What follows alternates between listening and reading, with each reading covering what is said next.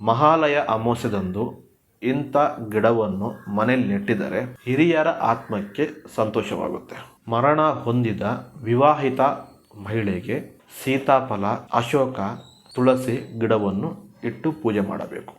ಮರಣ ಹೊಂದಿದ ಅವಿವಾಹಿತ ಹುಡುಗ ಅಥವಾ ಹುಡುಗಿ ಅವರಿಗೆ ನೆಲ್ಲಿಕಾಯಿ ಗಿಡ, ದಾಳಿಂಬೆ ಗಿಡ ನೆಟ್ಟು ಪೂಜೆ ಮಾಡೋದು ಒಳ್ಳೆಯದು.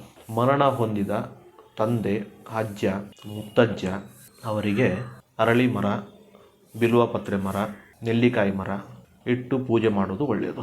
ಮರಣ ಹೊಂದಿದ ತಾಯಿ ಅಥವಾ ಅಜ್ಜಿ ಅಂದರೆ ಶ್ರೀಗಂಧ ಮರ, ಅರಳಿ ಗಿಡವನ್ನು ಇಟ್ಟು ಪೂಜೆ ಮಾಡಬೇಕು.